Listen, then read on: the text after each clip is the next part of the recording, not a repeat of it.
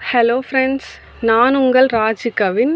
Subscribe பண்ணுங்கள், support பண்ணுங்கள். நீங்கள் கொடுக்குற ஒவ்வொரு சப்ஸ்கிரைபும் தான் எனக்கான ஆதரவாக நான் நினைக்கிறேன். இன்றைக்கி என்ன கதை பார்க்க போகிறோன்னு பார்த்தீங்கன்னா, யமன் கணக்கு. கதையோட பேர் வந்து யமன் கணக்கு. ஒரு நாள் ஒரு ஊரில் ஒரு பெரிய பணக்காரர் எல்லாருக்கும் டெய்லியுமே அன்னதானம் செஞ்சு போடுவாருங்களாம்.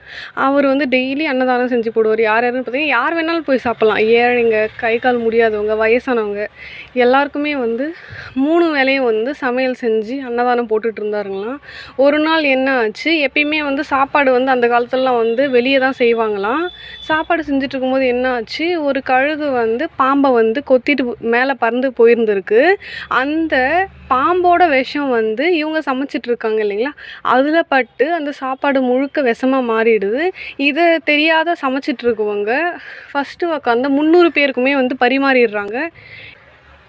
அந்த சாப்பாடை 300 பேருக்குமே பரிமாறிடுறாங்க. பரிமாறின உடனே பார்த்தீங்கன்னா, அந்த 300 பேருமே இறந்துடுறாங்க. இதனால் ரொம்ப மனசு உடைஞ்சு போய் என்ன பண்ணார் பார்த்தீங்கன்னா, அவர் கொஞ்ச நாள் அன்னதானமே போடாமல் இருந்தார்.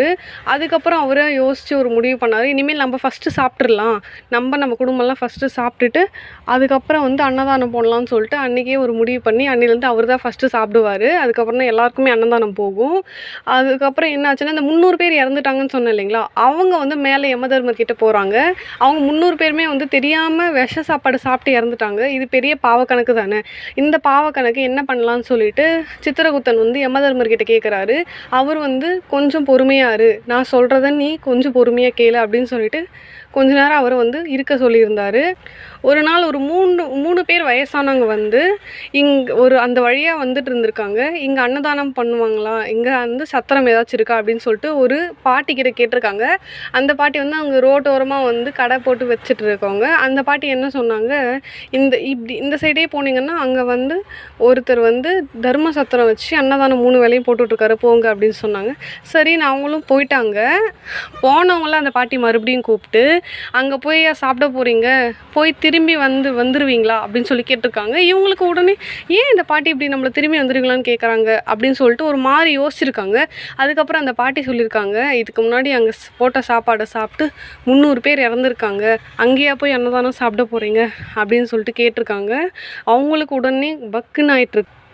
உடனே யமன் என்ன சொன்னாருன்னா, இந்த 300 பேர் இறந்த பாவக்கணக்கை யார் மேலே போடணும் அப்படின்னு சொல்லிட்டு கேட்டிங்க இல்லைங்களா, கேட்டேன் இல்லையா சித்திரகுப்தா, இந்த பாட்டி சொன்னாங்கள்ல, அந்த பாட்டி மேலே அந்த 300 பேர் செத்தாங்கல்ல, அந்த கணக்கை தூக்கி அந்த பாட்டி மேலே போடு. பாவக்கணக்கு அந்த பாட்டிக்கு தான் சேரும். எப்பயுமே ஒருத்தர் செய்கிற தப்பை விட அந்த தப்பை குத்தி காட்டி பழி சொல்கிறவங்க மேலே தான் பாவக்கணக்கு அதிகமாக சேரும் அப்படின்னு சொல்லி இந்த கதையை நான் முடிக்கிறேன். தேங்க்யூ. சப்ஸ்கிரைப் பண்ணுங்கள், சப்போர்ட் பண்ணுங்கள்.